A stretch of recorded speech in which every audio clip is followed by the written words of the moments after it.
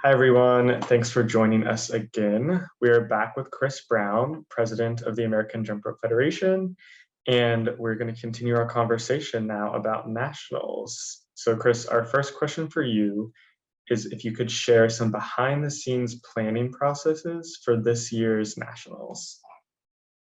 I think maybe the most exciting part for me this year has been that we've recruited Sarah Hartman, who is a former jumper, jumped with Hot Dog USA, who has done event planning professionally, also currently working at the Gates Foundation. So, like Bill and Melinda Gates, using and kind of relying on Sarah's event planning has been really helpful.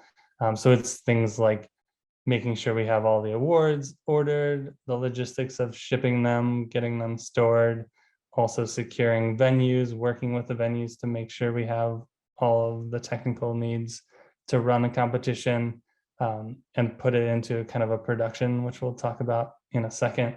Um, it's been, things like making sure we have a staff that can go and run the tournament and getting their travel coordinated.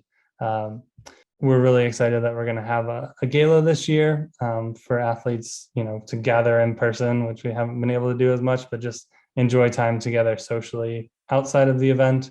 Um, and then for grands, if you haven't seen what we've done in the past, it's going to be a bit of a production. We're looking to have kind of a highlight video film out of it, and on also, interviewing athletes in between, really demonstrating and trying to improve the athlete experience, and also show that we can host an event that can be televised. So we'll be live streaming that day and really trying to up the production value by holding it in a performing arts center. There's also been working behind the scenes on the budget to really make sure we're keeping costs down for people as much as possible. Also having to project how many people might attend. And there's been kind of the added challenge of we haven't held an in-person national tournament since 2019. So there's a little uncertainty around how many people might attend. And so really trying to, take a conservative estimate, look at, what we can put towards the fixed costs that we have, like facilities and whatnot, make sure we're not going to, lose a bunch of money on the event, because we want to be putting that money back into the sport and really growing the sport and making the experience the best that we can for everyone. That sounds like it's a lot of time and effort. So thanks to everyone who helps organize the national tournament. That is awesome. We're so excited to see everyone in person this year and can't wait to see what people have put together. So a second question for that, Chris, is what are some more exciting things that we can expect from nationals this year? You kind of mentioned grands might be in a theater.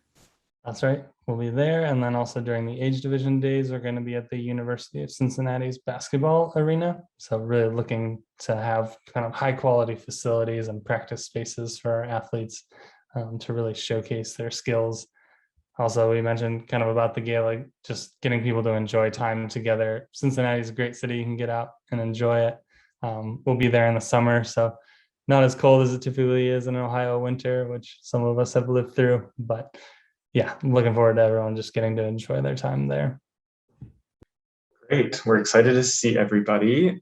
Can you give any advice for how people can get involved with nationals, even if they're not competing this year? Certainly. So I think even if you're not competing and still can attend, definitely come out, enjoy time with people, and enjoy the city of Cincinnati, and be there and support, your teammates, athletes, people in the sport. One of the things that I've been thinking about too is like, if we aren't fans of our own sport, like who is going to be fans of our sport? So like the bigger audience we can have, the more energy we get in the room, the more fun it'll be. If you're not able to attend in person, check out the live stream. Also, if you're comfortable, reach out to some of the athletes or people that encourage them. It's always great to hear from different people. As you're going into a competition, I know there's nerves for some people going into it. So anything you can do to support the athletes and people would be great as well. Thank you so much, Chris, for being on these episodes and sharing your insight on jump rope and what nationals is going to be like this year. We can't wait to see you and everyone else in person. Likewise, thanks so much for having me. And if people want to know what to do to get involved, be like Kenzie and Noah. Thank you to them and to our Athlete Advisory Council, who are doing so much work behind the scenes. And hopefully you're also getting to see the work that they're doing on social media and whatnot. So follow us at AMJRF or, the Athlete Advisory Council, and just stay involved, see what we're doing.